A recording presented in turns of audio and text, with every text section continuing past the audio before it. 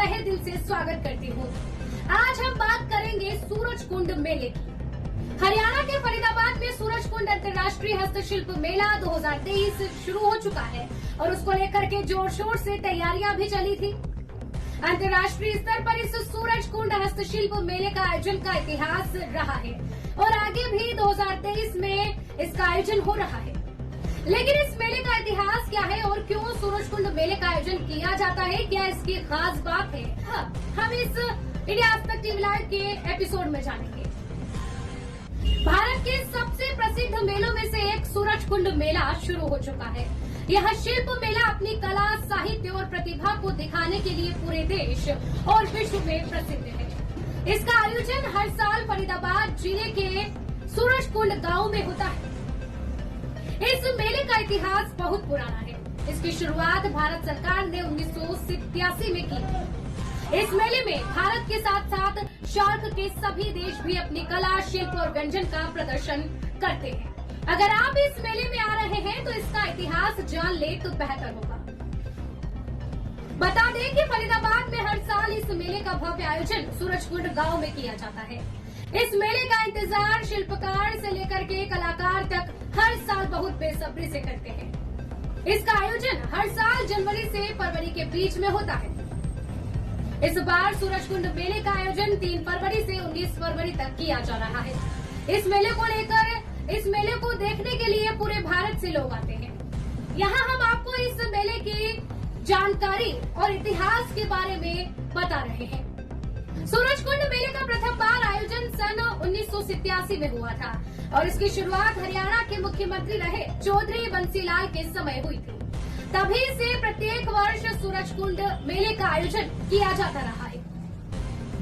विश्व भर से शिल्पकार सूरजकुंड मेले में भाग लेने के लिए हर वर्ष हरियाणा प्रदेश के फरीदाबाद जिले में आते हैं। सूरजकुंड मेला हरियाणा के हस्तशिल्प और हथक रखा कारीगरों को उनकी परंपरागत कला को प्रदर्शित करने तथा उनके काम को उचित मंच और पहचान देने का काम करता है। सूरजकुंड मेला 2023 कब से कब तक? आपको बता दें कि सूरजकुंड मेले का आयोजन करीब 36 साल से किया जा रहा है। इस मेले का पहला आयोजन 1987 में किया गया था। इस बार मेले का 36वां संस्करण है। इस मेले के आयोजन का मुख्य उद्देश्य हस्तशिल्प, हथक रखा और भारतीय कला इंटरनेशनल लेवल पर बढ़ावा देना है। 2013 में इसको अंतर्राष्ट्रीय दर्जा प्राप्त हुआ। इसी साल केंद्रीय पर्यटन, कपड़ा, संस्कृति, विदेश मंत्रालय का समर्थन मिला, जिसके बाद इस मेले में भारत के शिल्प, संस्कृति एवं व्यंजनों को प्रदर्शन होने लगा है। वर्ष 2015 से इस मेले में यूरोप, अफ्रीका, दक्षिण एशिया के 20 देशों ने भी भाग लेना शुरू कर दिया। इस बार सूरजकुंड मेले में 40 देश हिस्सा ले रहे हैं। इसमें चीन, रूस, श्रीलंका, नेपाल, जापान, अफगानिस्तान, कांगो, मिस्र, Thailand, Maldives, Lebanon, Tunisia, Kyrgyzstan, Vietnam, Turkmenistan, Malaysia और बांग्लादेश जैसे देश भी शामिल हैं। सहभागी राज्य और सहभागी देश। सन 1990 में पहली बार सहभागी राज्य को आमंत्रित करने का प्रचलन शुरू हुआ। सूरजकुंड मेले के आयोजन में पहला सहभागी राज्य बनने का श्रेय राजस्थान को प्राप्त हुआ। सन 2009 में पहली बार सहभागी देश को आमंत्रित करने का प्रचलन शुरू हुआ और सूरजकुंड में शामिल होने वाला पहला सहभागी देश मिस्र बना। पूर्ण रूप से सूरजकुंड मेले में सहभागी देश का जो दर्जा है थाईलैंड को प्राप्त हुआ। मिस्र आंशिक रूप से ही सूरजकुंड मेले में शामिल हो पाया था, लेकिन सन 2012 में थाईलैंड को पूर्ण रूप से सूरजकुंड मेले में सहभागी देश होने का दर्जा प्राप्त हुआ। अब यहाँ जानते हैं कि सूरजकुंड मेले का आयोजन किसके द्वारा किया जाता है। सूरजकुंड मेले की जानकारी। विश्व के सबसे बड़े शिल्प मेले सूरजकुंड मेले का आयोजन प्रत्येक वर्ष हरियाणा प्रदेश के फरीदाबाद जिले में सूरजकुंड मेला प्राधिकरण और हरियाणा पर्यटन द्वारा और union ministries of tourism, textiles, culture and external affairs के सहयोग से होता है। वर्ष 2019 में संपन्न हुए सूरजकुंड मेले में सहभागी राज्य होने का दर्जा महाराष्ट्र सरकार को प्राप्त हुआ और महाराष्ट्र सरकार के मुख्यमंत्री फडणवीस स्वयं सूरजकुंड मेले का शुभारंभ करने हरियाणा आए थे।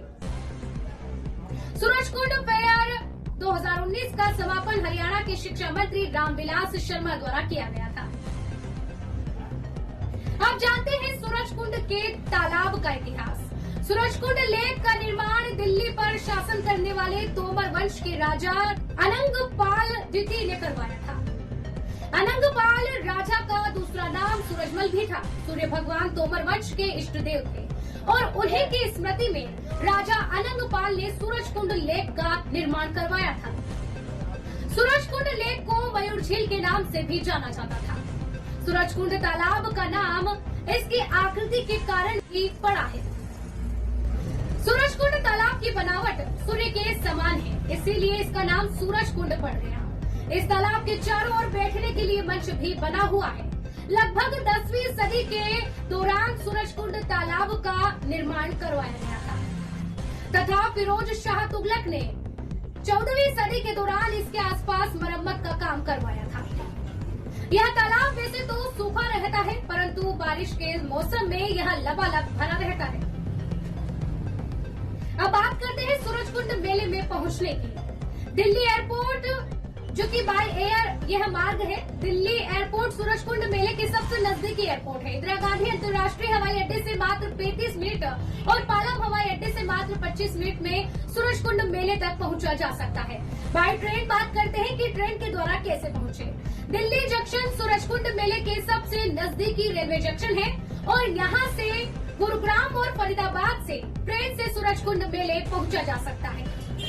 तुगलकाबाद रेलवे स्टेशन सूरजकुंड मेले के पास ही स्थित है रेलवे स्टेशन है। बाय कार कैसे पहुंचे, तो बाय कार के लिए भी मार्ग है। कार से या अपने किसी भी प्राइवेट वाहन से भी सूरजकुंड मेले पहुंचा जा सकता है। यहाँ पार्किंग की भी व्यवस्था पूरी तरह से है। बाय बस बात करते हैं कि बस के द्वारा कैसे पहुंचे, तो सूरजकुंड मेले तक जाने के लिए कुछ बसें चलाई जाती हैं, जो कि सूरजकुंड मेले तक ले जाती हैं। ये बसें दिल्ली, गुरुग्राम, फरीदाबाद आदि जगह से मिल जाती हैं। बाय मेट्रो कैसे पहुंचा जाए, तो बदरपुर मेट्रो स्टेशन सूरजकुंड मेले के सबसे नजदीकी मेट्रो स्टेशन है। बदरपुर मेट्रो स्टेशन से सूरजकुंड मेले की दूरी 30.5 किलोमीटर की दूरी है।